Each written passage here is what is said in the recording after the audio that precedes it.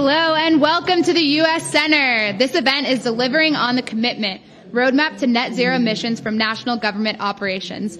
And now I'm very excited to welcome to the podium Brenda Mallory, Chair of the White House Council on Environmental Quality. Let's give her a warm welcome.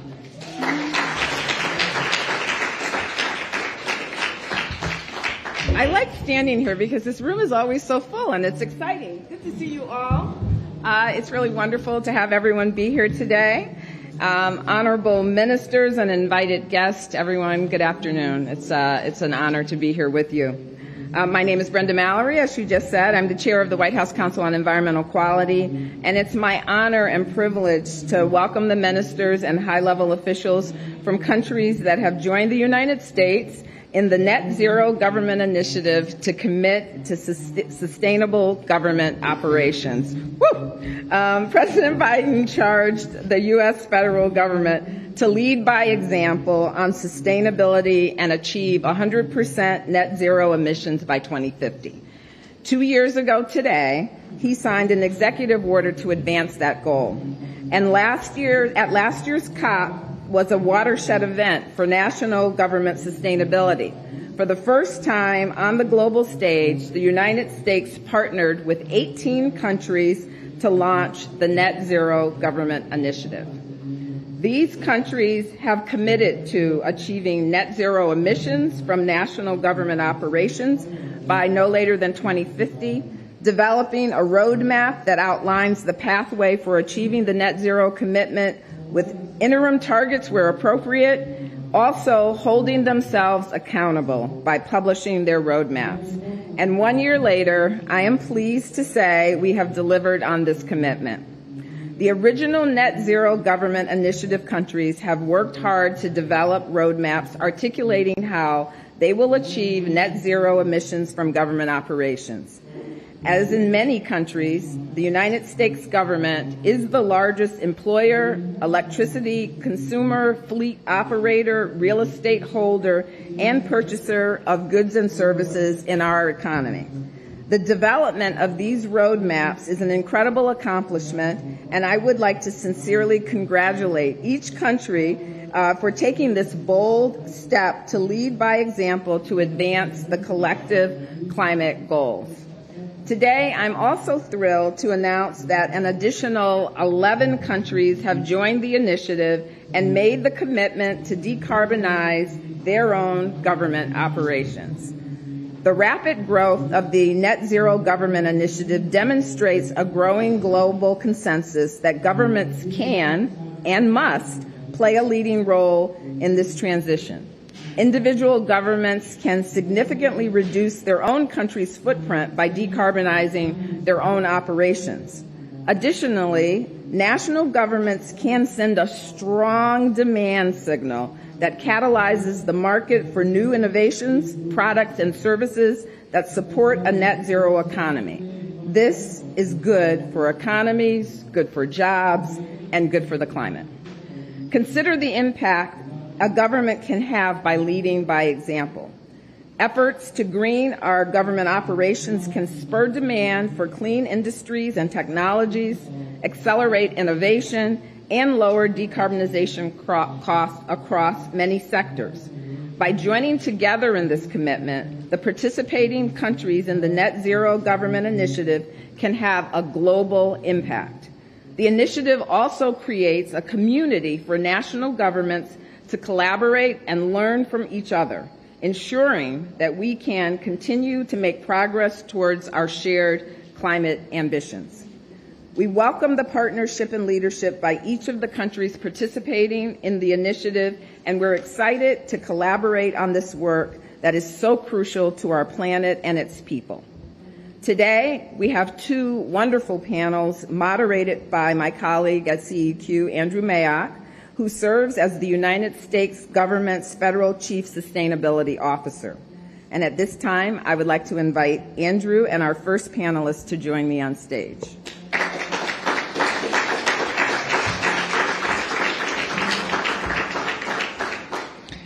Thank you, Chair Mallory. And we are very excited to have the founding members of the Net Zero Government Initiative to join us today and share with us the progress that they've made in developing plans and executing plans over the last year. And so I welcome to the stage the Deputy Head of the Department for Climate Action, Jean Sylvestre Giraud from France. Thank you. Minister Han Wha-jin of Korea. Thank you. Permanent Secretary for Sustainability and the Environment, Stanley Loh of Singapore. And Peter Olsen, the Director of Net Zero Operations from Australia.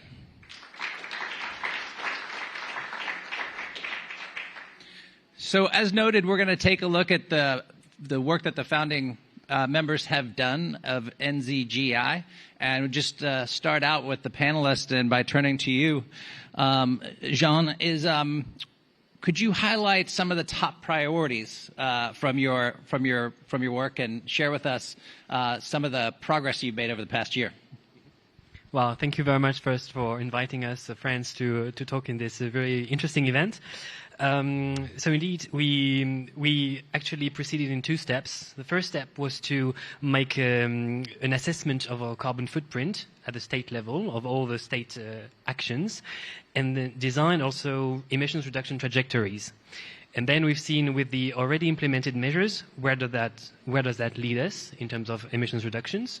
And we thought it was not enough. Because of this initiative, we really wanted to reach net zero by 2050.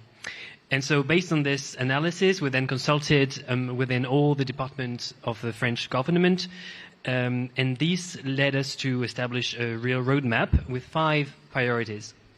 4 of them represent actually 90% of the efforts to achieve our ambition to divide by 5 our emissions by 2050. So these 4 most important priorities are in the building sector. Second one is the work-related travel of all the agents of the French administration. A third one is the public procurement. And the fourth one is about work organization, so typically commuting and teleworking or home office. And the last one, which is maybe not that important in terms of emissions, but it's much related also to the French culture, is about food-related actions. So in terms of what our agents in France eat each day in the canteen. So that would be all priorities we have set in this new roadmap. It seems very fitting. And I just note, again, a matter of thanks and gratitude, having been in the similar shoes as our panelists here today and putting together a plan and doing so within a year's time frame to address what the chair just mentioned as the largest employer, the largest real estate holder. It is no small task to do the work that's been done today, and look forward to, Madam Minister, a word about your priorities. Okay, thank you, moderator. It's a great pleasure to be here and share the experience with the many officials engaging in the Net Zero Government Initiative.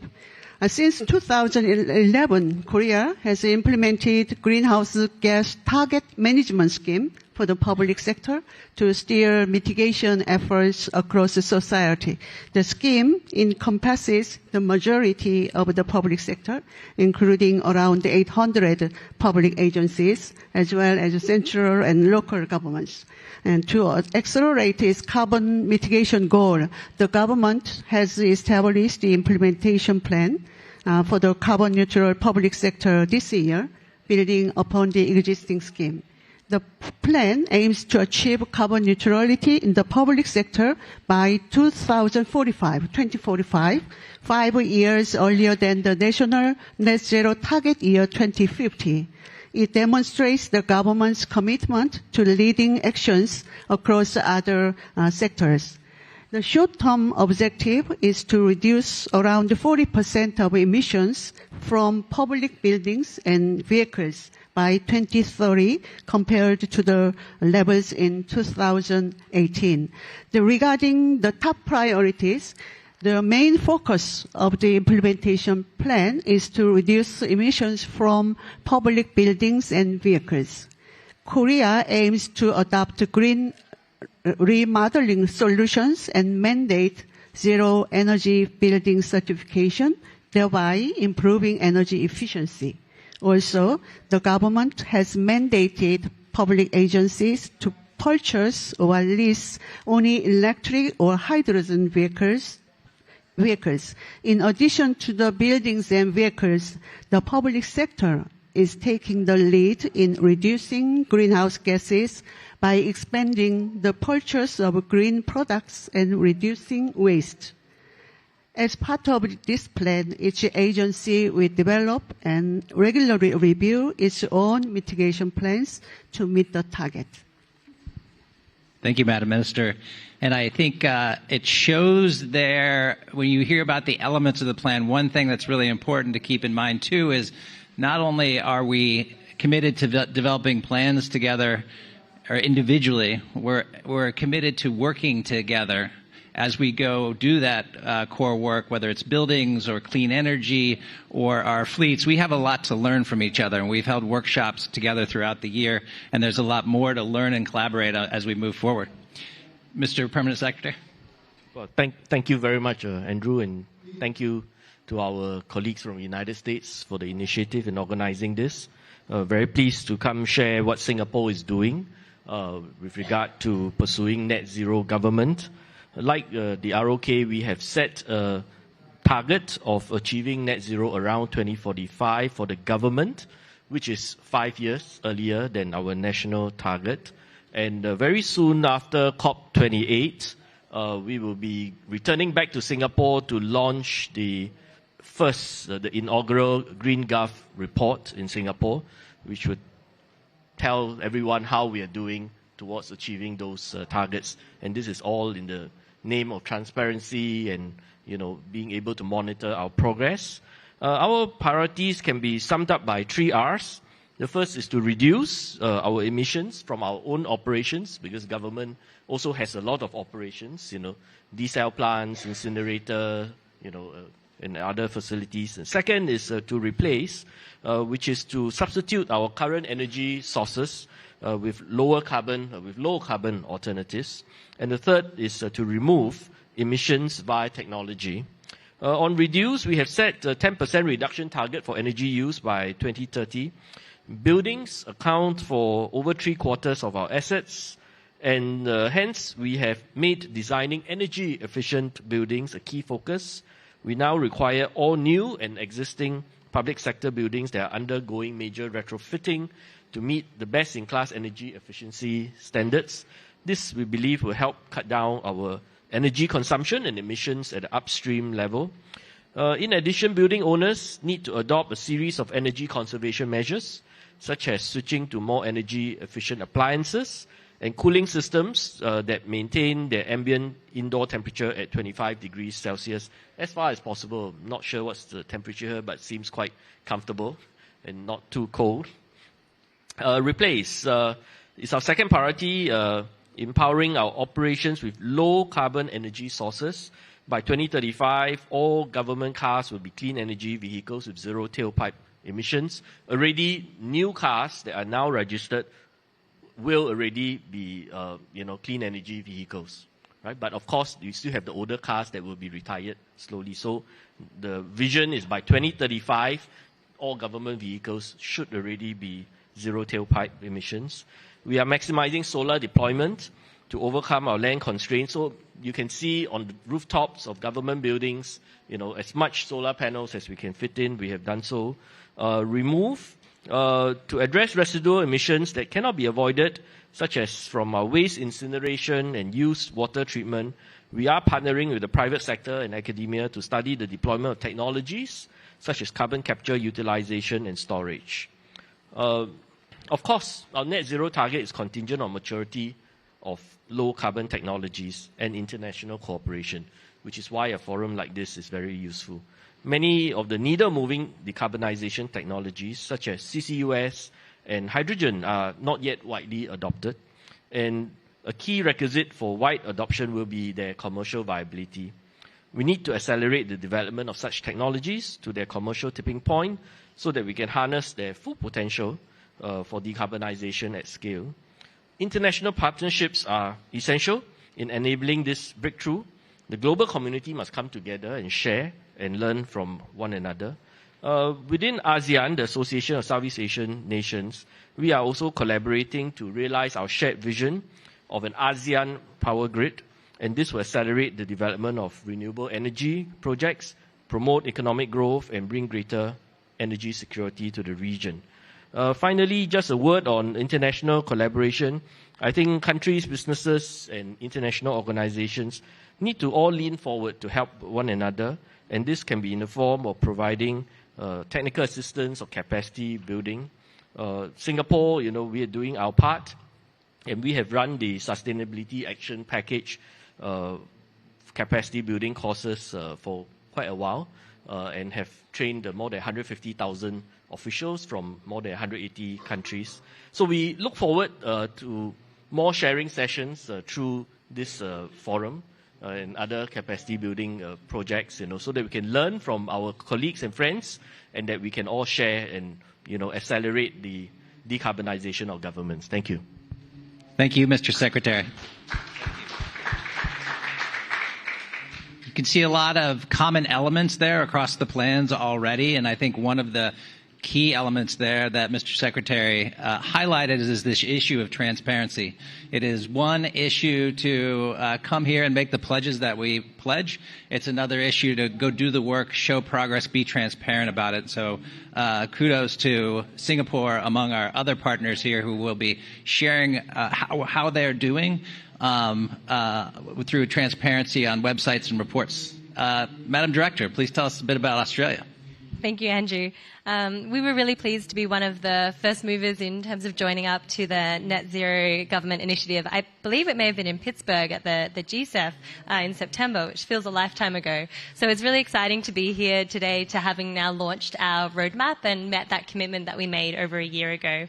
Our commitment is to net zero government operation emissions by 2030, which is quite frightening when you think about the short amount of time we now have to achieve this. Our main focus is not dissimilar to the countries here. It's the energy transformation. It's dealing with our electricity sources, looking at our properties or across our buildings as that biggest user and demand source, working out how we can be more energy efficient, and also just the cost reductions that you can achieve through looking into that building sector. We've been working with the Green Building Council of Australia and some of our other bodies to make sure that we have that leading analysis and the ability to have these really quality outcomes. As well as working with our fleet operators. So we've also signed up, which I think was a US initiative, on net zero fleet by 2035. So we're at a point where we think we will have 75% of our new passenger vehicles be low or zero emissions by 2025, and up to 100% of our light duty vehicles will be zero emissions by 2035. So it's big changes that have been made in a really small amount of time, and with thanks to commitments like this that really get us all on the same path together. I think the key point, though, I wanted to make, and I think you touched on the scope that governments have in terms of their procurement, their abilities, their buildings, their fleet. It's a big task. The Australian government's total procurement equals nearly $75 billion. And so that demonstrates the scale of investment that governments can make into this system and ecosystem to kind of create the change and lead others in the sector as well. So if we can start to shift all of that we're investing into this, we're on a good path.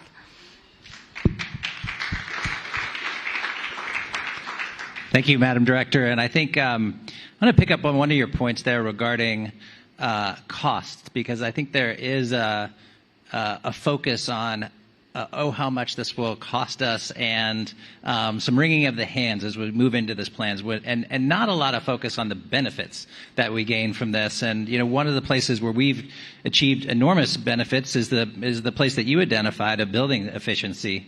And just since 2008 to today, the U.S. government has saved, on average, $2 billion a year because of investments that were made in energy efficiency in our buildings. So a lost story a little bit, and a great story to highlight. So thank you for raising that. I wanted to return to a point that Mr. Secretary made about international collaboration, and would love the panelists to say a word about Net Zero Government Initiative and what it means to you and your countries on how we collaborate across countries, across regions to do more, better, faster. Who would like to take that? I'll throw this wide open to the panelists.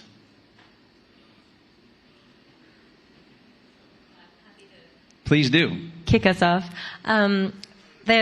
We've had a lot of conversations at this COP and on the energy transition generally, and the IEA has said there's no way that we can achieve our energy transition pathways without international collaboration. So this is just another piece of that collaborative puzzle.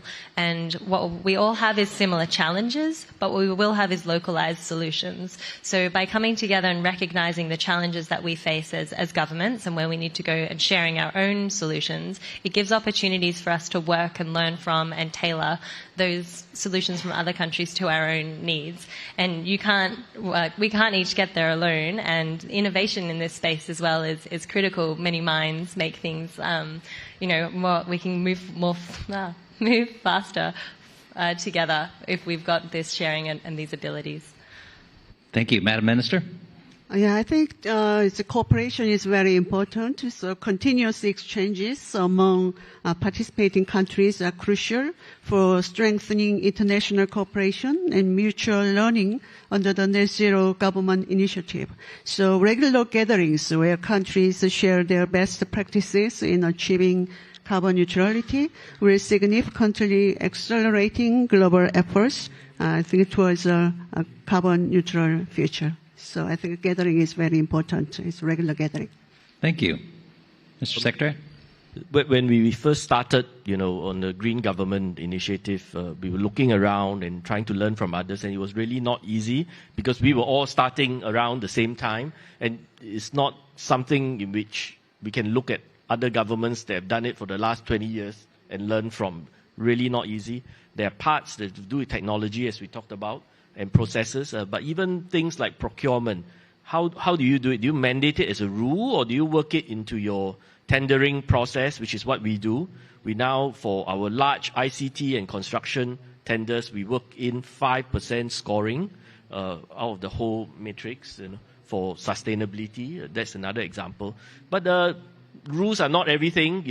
We need to educate our public servants. That's also very important because they need to know how to do it. They need to know what is sustainability, what is acceptable practice, and what is not to be encouraged, and so on.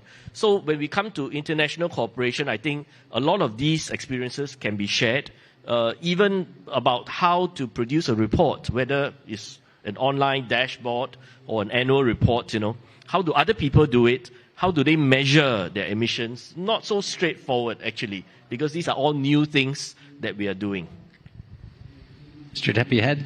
Yeah, thank you very much. Well, first, I will take this opportunity to thank you and the White House Council on Environmental Quality for organizing this kind of events, and also more generally thanking you for this initiative and organizing all this, because as my colleagues, I think exchanging between states and civil servants is very important to gain the opportunity to just know what other people do, and if they do things better than us, that could be a good example.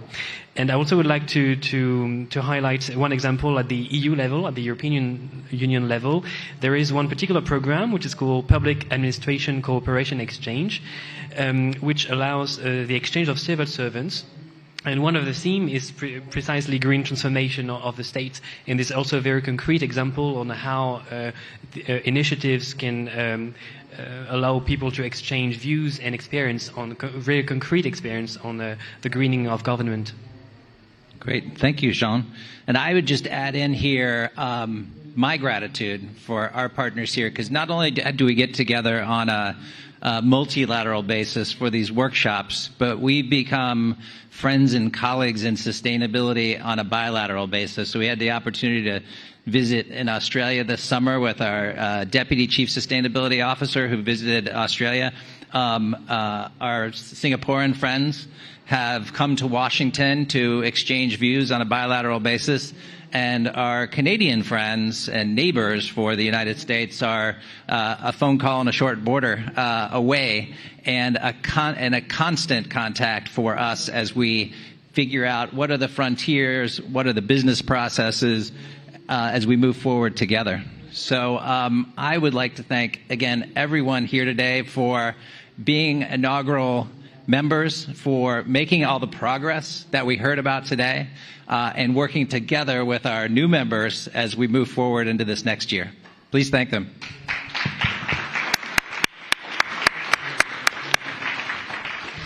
Thank you. And as we bring up our second panel here, we wanted to provide a quick word and update on the progress made on the U.S. government's sustainability plan, which I think we have a slide for. And there it is. I think what you heard in the first panel was these common elements of sustainability plans, from electrifying fleets to putting our operations on clean energy to moving our buildings to net zero, to using, as the director said from Australia, that powerful market signal as the country's largest buyer of goods and services, $70 billion we heard about there in Australia, and the United States is $650 billion a year. So a very powerful signal to move markets, to make sure that we tackle and accelerate our work on climate change, in addition to the very important work of making sure that we have more and most resilient operations as the impacts of climate are clearly present upon us. So in addition to these elements, wanted to share some progress which you can hear about and see at sustainability.gov. Sustainability.gov, where, as our partner from Singapore mentioned, we want to be transparent about where we're making progress, how we're making progress across these elements. And a couple examples of where we've made progress in the past 3 years. President Biden gave us a charge to electrify our 640,000 vehicles. And happy to report here today a couple data points on that front. One, we moved from the first year of the president's being in government in 2021 of just about 2% zero-emission vehicles, jumped to 12% the next year in 2022, and here in 2023, we're on track of almost 20% of our vehicles will be zero-emission in our acquisition. In addition to that, we are in the process of putting in, of course, tens of thousands of chargers to support those electric vehicles, and really moving with acceleration across the board. With that, we would like to welcome our new members. As the chair stated, we started with 19 last year. We're extremely happy to have 11 join us this year. So please welcome them. I will call them up. We have Minister Popov from Bulgaria. Minister Tattenbach from Costa Rica. Minister Salako from Nigeria. Secretary of State for Energy, Sarah Agassiz from Spain. And the EC Climate Envoy, Tony Agatha. Oh, thank you. In addition to our joinees, I wanted to note a couple quick things. So not only do we have the folks with us here today, the new 5, but we are happy to note a few things. One, with our representative from Nigeria, we have our first country from Africa that's a part of NZGI.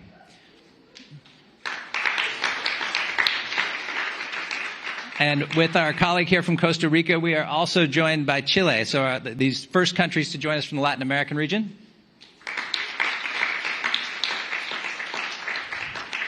And in addition to Spain and Bulgaria represented today, we also are really pleased to have Estonia, Italy, Luxembourg, Monaco, and Andorra to join us. So I'd like to go down the row again here and help our audience here today, physically present and live streaming here, how you came to join the Net Zero Government Initiative, why it's important to you. Mr. Minister? Well, thank you, and thank you for the invitation and the initiative. I have to say that the first thing we did as administration and government after we decided to join the initiative was massively to increase our carbon footprint, because usually we have 3, 4, 5 people delegations here. This year we have 250. So I feel a little bit guilty about that, but on the other hand, we have for the first time a pavilion and a very, very busy program. So the reason why we join is the more specific reason. In my observation in recent years is that government started lagging behind the business. I mean, 15 years ago, it was the government, it was the NGOs that were driving the climate agenda, and the business was sitting behind and saying, well, it's not for us yet. What we're seeing now is that businesses, the industry, is very, very ambitious, is moving forward, and we are the people who are supposed to give the example, and we're bringing the example from the industry. So it's a little bit of a kind of a shame driver in the whole thing. And so this is the drive that probably brought us here. Makes sense. Thank you.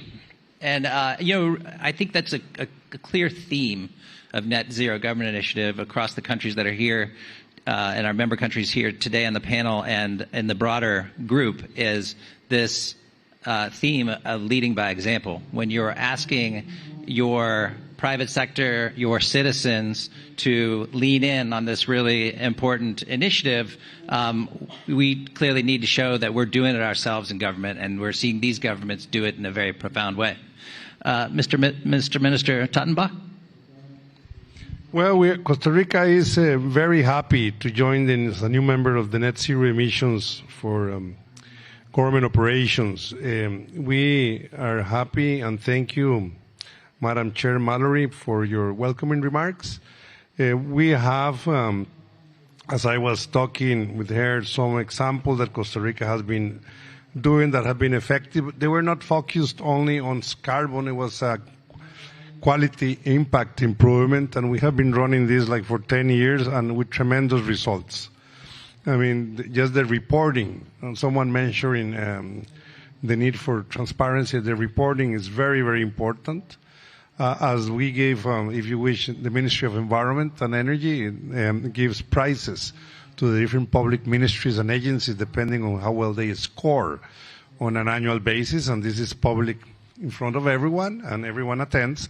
And this has been very effective, and we have seen tremendous drop or increase in energy efficiency, use of solid waste, and everything, and that's very, very important. Second, I heard procurement here as a very important thing, and this is a little bit tricky for Costa Rica because we have the same sources of emission as most of us do, which is vehicles, heating not so much. Costa Rica is a tropical country, but it's vehicles and maybe new buildings as our sources. But what do we do when we have electricity already, which is 100% carbon neutral?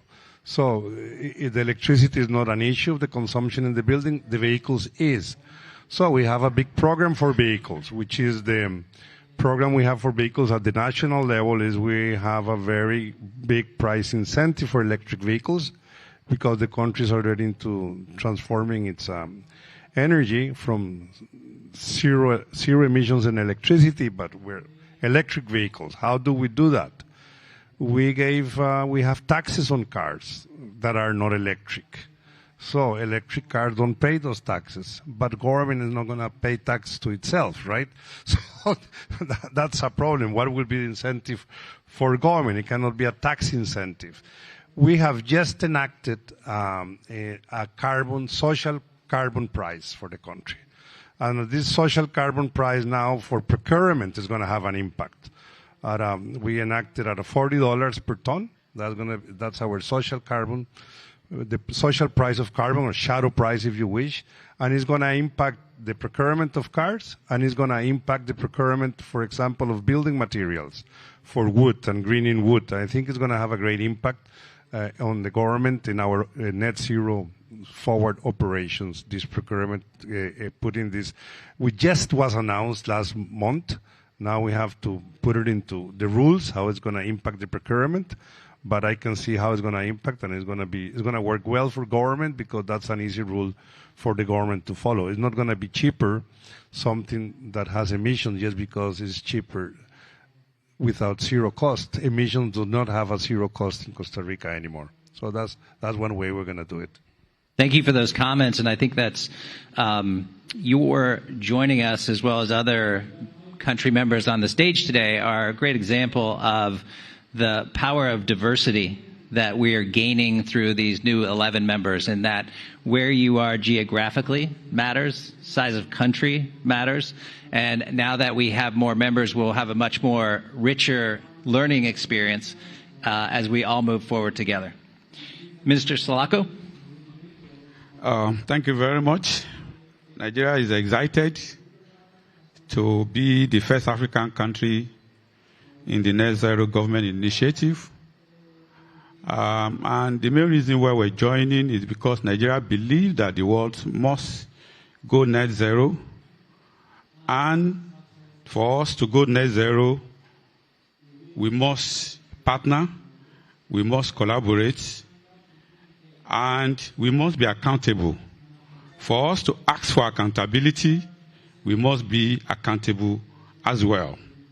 Nigeria has committed itself to be net zero by 2060, and we're very serious about it. We'd love to achieve that, and we believe that collaboration, partnership is important in achieving that. We have the Climate Change Act, which is basically the legal and institutional framework to drive Nigeria towards net zero by 2060. So our membership of this initiative is for collaboration, for partnership, for best practices, and also to serve as a kind of beacon to the rest of Africa to come on board to this net zero initiative. Thank you very much.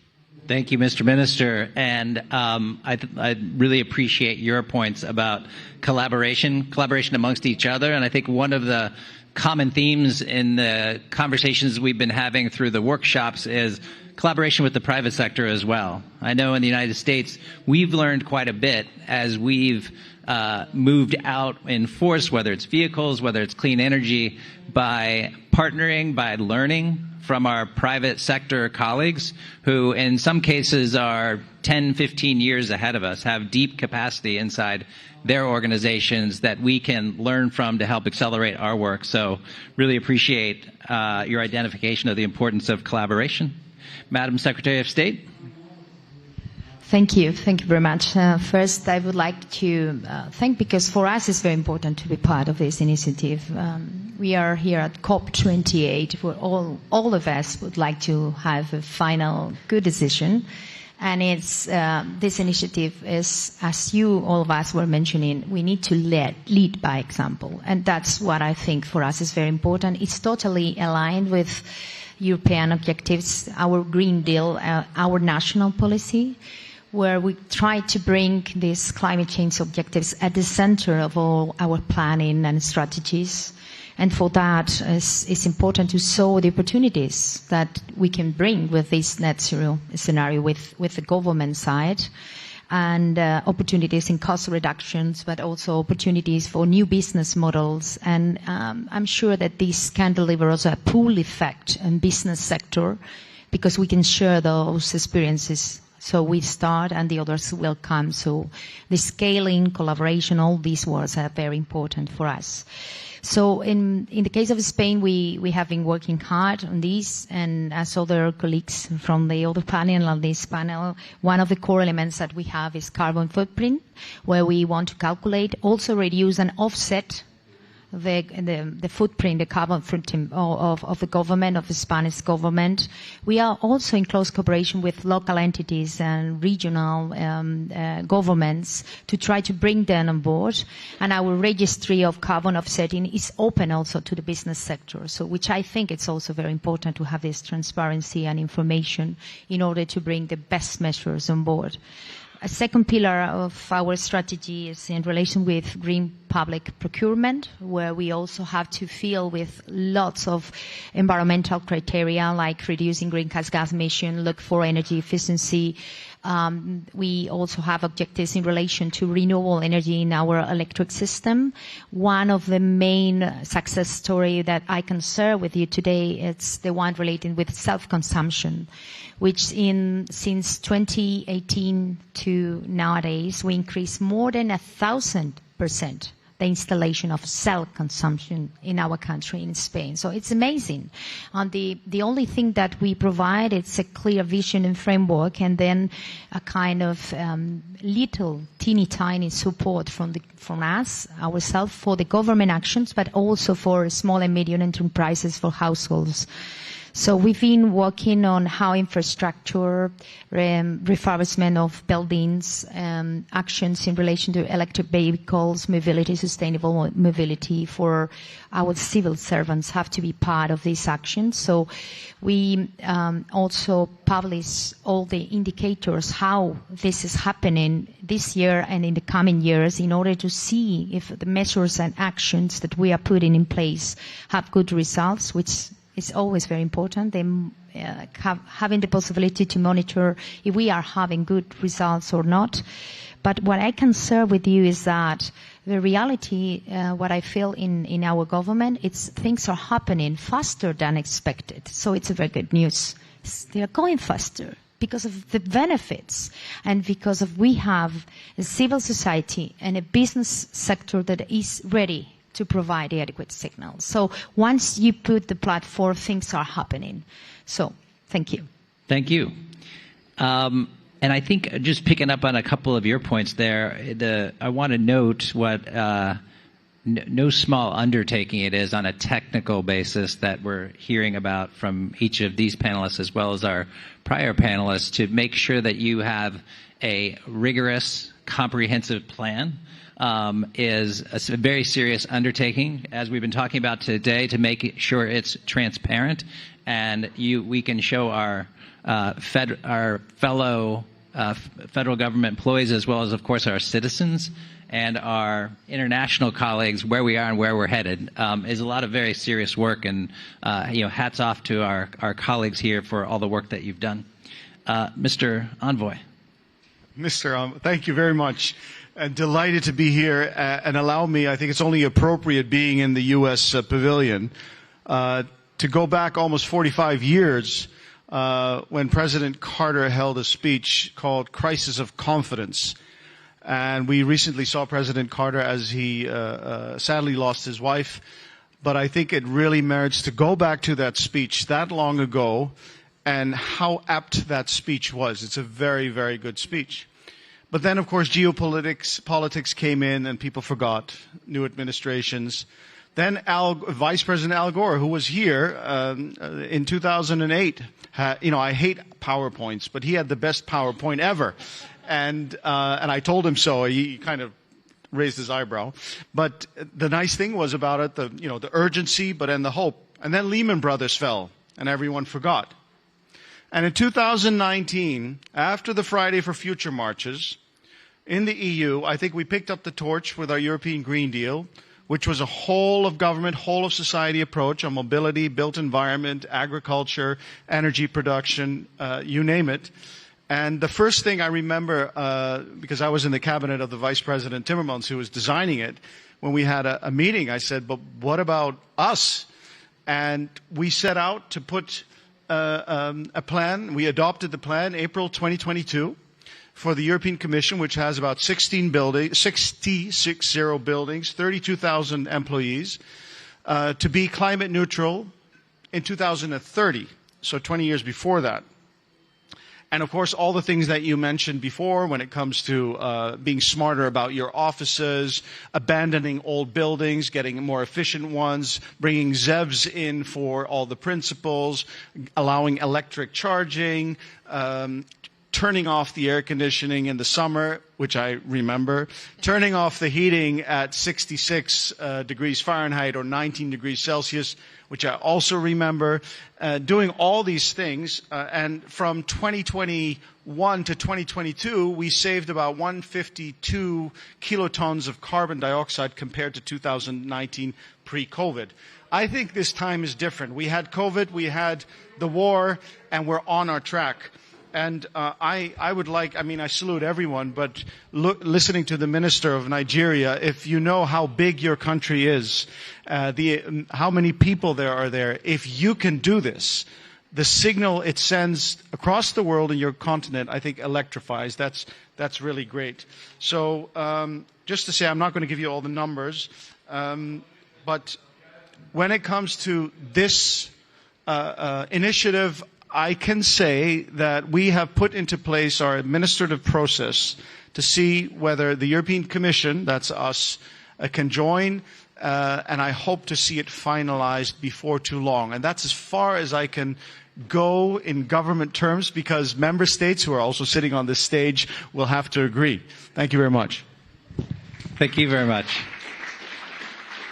And thank all our panelists here. I want to say thank you as well for noting those great Americans who, to this day, have influenced us and put us in this position, so we stand on their shoulders. Want to also say that we look forward to your timely finalization, and really happy that you're joining us today. I think, again, for our panelists here, want to open it up about the value that you seek to gain or are gaining for those who have joined a little sooner rather than later through this international cooperation. And maybe we'll start with you, Mr. Envoy, about on that.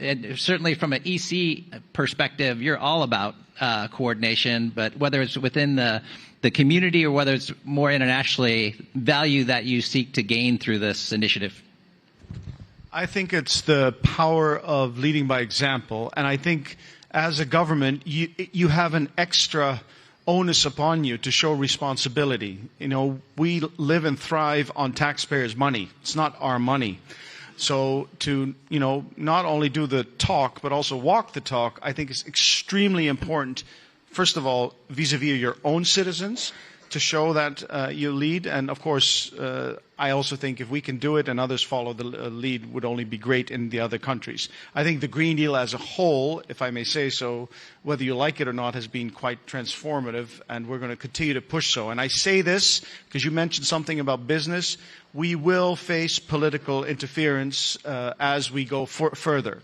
I think there's a large-scale understanding that we have to act, and I think we've been put on the path to act, and the fact that we have all these people on these different panels sitting here from all these different countries, I think is heartwarming. It's happening. I think if the business internalizes this and understands that's where the money is to earn, there is no stopping this transition. But we will stumble, we will fall at occasions, we will make mistakes, but we just every time have to get up, dust off the dirt, and get going. And we hear that lead by example theme again from yet another panelist about how important that is for each of our individual governments and how powerful it is for us to be doing this together, inclusive of the example that you just shared with about Nigeria and the truly powerful example that is when you're joining today and what we'll see moving forward. Others on this commentary regarding the collaboration that we're now involved in and moving forward and this broader value? Mr. Minister? Well, thank you once again. The collaboration is key for Nigeria, and not just collaboration, international collaboration, where we can collaborate with several other countries that may have best practices and know-how more than Nigeria. We think that is very essential as one of the things we would like to gain from our joining this initiative. Of course, we also believe that knowledge exchange and capacity building and transfer of technologies, which can actually help to expand the economy of Nigeria in terms of creating new jobs and employment for the teeming youths of Nigeria. Like EU mentioned, Nigeria is the largest, the most populous country in Africa with the largest economy. So our involvement sends a very important signal to the rest of Africa, and we think that Nigeria must not fail in doing that. Of course, it will also help us to assess resources and mobilize resources to support some of our net zero commitments, our energy transition plans, so we believe that our membership of this kind of initiative will help in that direction. It also helps us to amplify its impact. Whatever it is done locally can be amplified internationally across borders, and that is very important to us. In overall, Nigerian participation in net zero government initiative is a strategic move for us to align our national efforts with global initiatives, leverage international collaboration, and gain access to resources and expertise that are crucial for achieving our net zero emission commitment by 2060. Thank you very much. Thank you, Mr. Minister. And Madam Secretary, I see you coming in here. Yes, just two minor comments. The first one, I think that this kind of initiative and collaboration brings something that is very special. It's collective knowledge. So we can share collective knowledge. It's a very important example that we have now, African country, Latin American country, European countries. We have, as you were mentioning, different experiences in our, considering our national priorities, the national circumstances. But I think working together, sharing experience, sharing the practices, we can learn from each other and be faster and react faster. And that's very important now because the window of opportunity is getting closer and closer. So I think it's a great opportunity also for innovation. Innovative measures and actions from countries can be expressed here in this event, in the platform, in the network, and that's very important as well. So both things, knowledge sharing and innovative actions that we can know and learn from each other. Thank you so much, and that's consistent with Minister Sulako's point about we have an opportunity to move faster due to the capacity building that we can do together to go deliver on not only our individual plans, but on this urgent moment. So I would love it if we could thank the 5 representatives today in the new member countries, in addition to our other 6 member countries that also joined today. Many thanks for your leadership, many thanks for your hard work, and many thanks for truly leading by example.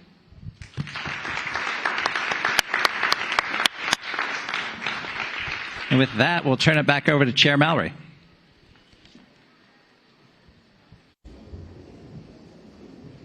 Thank you so much, everyone. If you could please give both panels another round of applause. And Andrew for his wonderful moderation. Let me just say, I think what you have seen today, first of all, is like granular examples of what it means to lead by example from different perspectives in different countries. And I think that's what's always exciting to me, to see what those words mean and how they are translated when you get into individual cultures. The rapid growth of the net zero government initiative has really exceeded expectations, and I really could not be prouder to have the opportunity to work on this initiative and the accomplishments that folks have achieved. And so I'm grateful for all of that, grateful for your hard work on this issue, and recognize that it's hard work. So we will continue to work together as we move forward on this. We know that when individual countries commit, that it actually has the ability to achieve climate success on a greater trajectory. And so I think that's what we're all really focused on, and finding ways to do that together. When multiple countries commit to the same ambitious net goals, they are transformative. And that's why the real strength of this initiative is about the global collaboration it fosters, and why there was so much attention on that theme today, because I think we all recognize that. That collaboration will be essential going forward as we move beyond the bold commitments and toward the implementation.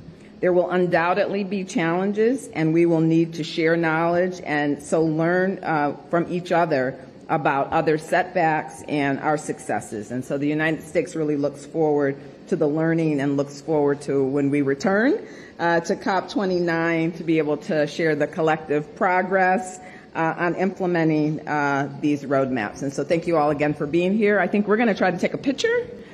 I'll ask the panelists to come up for a picture now. Thank you so much for joining us today.